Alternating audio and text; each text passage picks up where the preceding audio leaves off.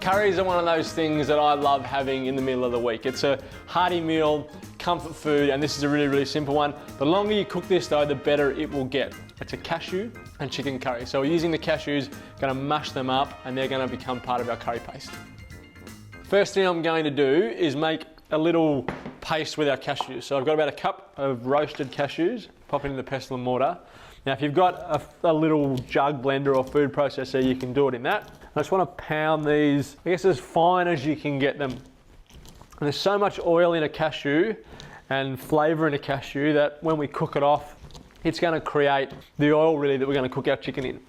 It's a way of cheating, I guess is the best way to put it, cheating a curry paste. So we're using Keen's curry powder, which gives us all the spices that we need. And then this is sort of the substitute for coconut cream or something like that, which you would normally add to a curry. So all of our oil to cooking is going to come from our cashews.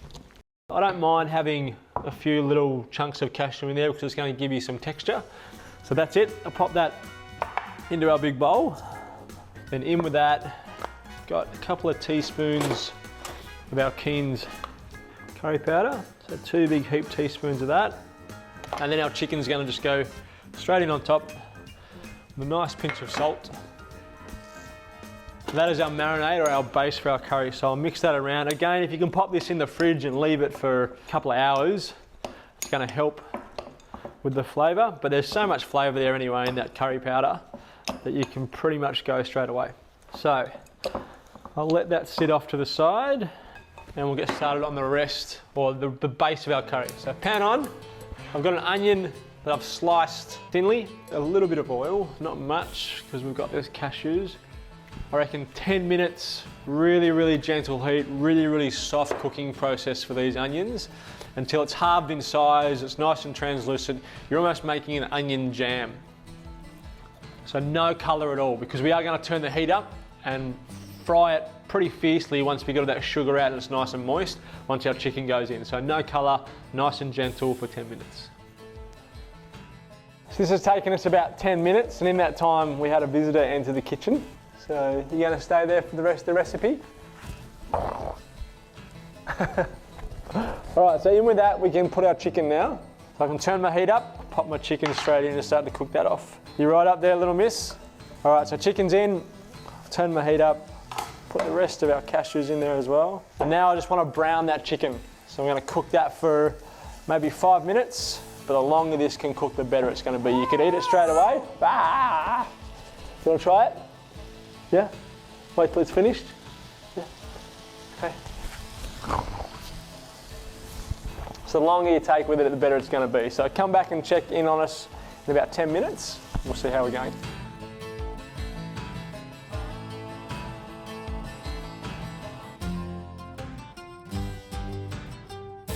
So at this point, all you're doing is simmering that sauce down so it becomes nice and thick. A little bit of salt, not a lot. Some yogurt. If you like things hot, then go less yogurt. If you like things nice and mild, then the yogurt will help calm that down. Stir that in. You can turn the heat off now. I'm happy with the thickness of that sauce. So normally you would serve this with rice, but you can serve it with some nice sourdough or some chapati. Or I'd get some potatoes and mash them up. Some mashed potatoes would be nice. I'm just going to chop some chives, some fresh chives to go through it. And I'll put some fresh coriander on top when I serve it. 1/4 cup of chopped chives. Pop that in.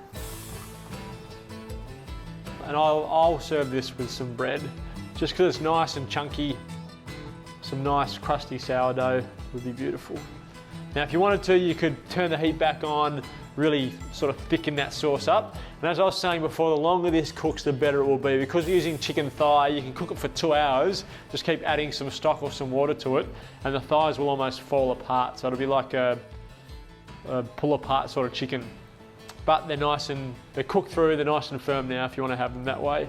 I'll grab a serving spoon, pop our curry into a white bowl, so you've got contrasting colours. As I said, you can serve it on top of some rice if you wanted to. This is probably, you know, the traditional way of serving a curry like this. I love crunchy sourdough. So some coriander, which we'll just pull a big bunch of coriander off. And I'll grab a lime, serve it with a little cheek of lime. So there we go. Chicken and cashew curry, which will be ready in 15 minutes.